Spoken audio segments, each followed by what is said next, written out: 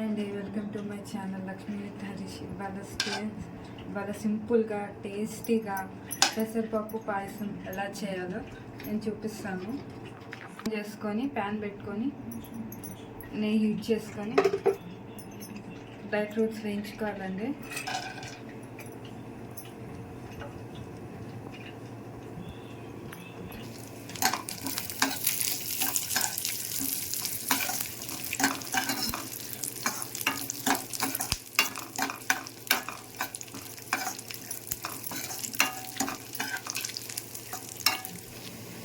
ఇప్పుడు వేగిపోయింది. ఇప్పుడు చిన్న గిన్నెలోకి తీసుకున్నాం.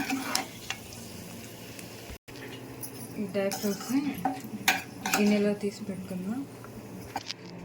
ఇప్పుడు ఇదే ప్యాన్లో పెసరపప్పు వేసుకున్నాం అండి. 1 కప్పు వేస్తున్నాను.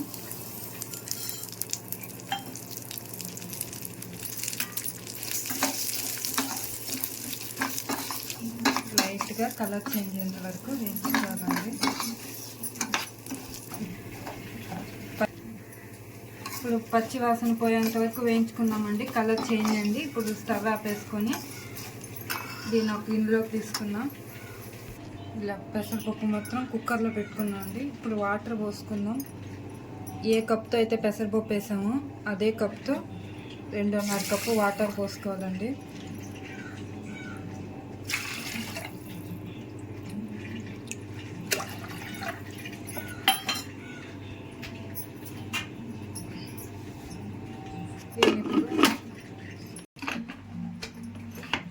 స్టవ్ ఆన్ చేసుకున్నా, కుక్కర్లో పెట్టేసుకొని 2 విజిల్స్ రావాలండి.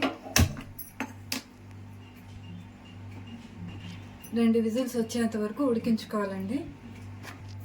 పెసరపప్పు ఉడికేలోపు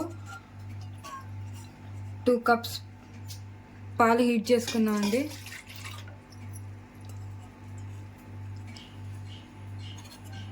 ఏ కప్తో అయితే పెసరపప్పు తీసుకున్నామో అదే కప్పుతో ఉడికేలోపు స్టవ్ మీద పాలు పెట్టుకున్నాను. ఉడికిందండి. మరి ఇంత మెత్తంగా ఉడకాల్సిన అవసరం లేదు. ఉడికిపోయింది. 1 కప్పు బెల్లం వేసుకున్నామండి. ఇందాక పెసరపప్పు ఏ కప్పుతో అయితే తీసుకున్నామో అదే కప్పుతో బెల్లం యాడ్ చేస్తాను. ఇప్పుడు కొంచెం నీళ్ళు పోసుకొని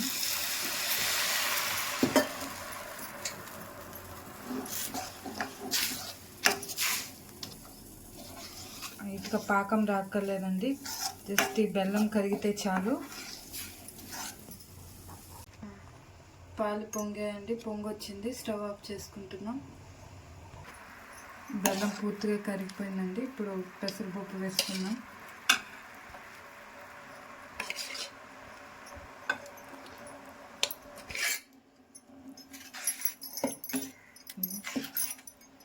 పెసరపప్పు వేసుకున్నాం. ఇలా పెసరపప్పు పలుకుగా తగులుతుంటే బాగుంటుందండి.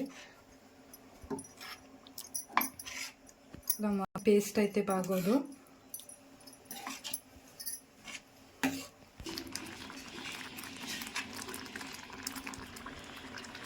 ఇప్పుడు కొంచెంగా పాలు పోసుకుందామండి.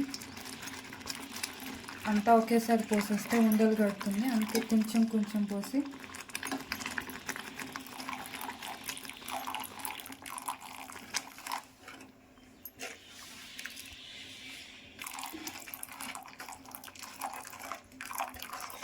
ఈ పెసరపప్పు పాసం అంటే మా హస్బెండ్కి, మా బ్రదర్కి చాలా ఇష్టం అండి. అప్పుడప్పుడు ఇంట్లో చేస్తుంటాను. ఇది దేవుడికి నైవేద్యంగా కూడా పెట్టుకోవచ్చండి.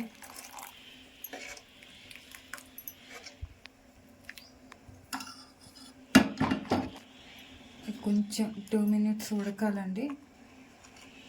కొంచెం చిక్కబడేలా. ఇలా పెసరపప్పు పలుకులుగా తినేటప్పుడు తగులుతుంటే చాలా బాగుంటుందండి. మొత్తం అంతా క్రీమ్లా కాకుండా.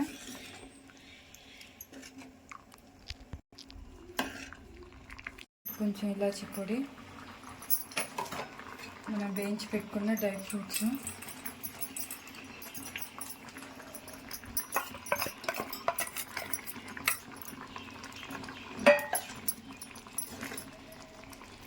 రెడీ అయిపోయిందండి.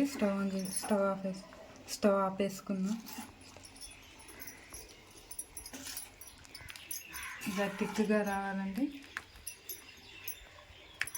రెడీ అయిపోయింది. ఇప్పుడు బౌల్లోకి సర్వ్ చేసుకుందాం.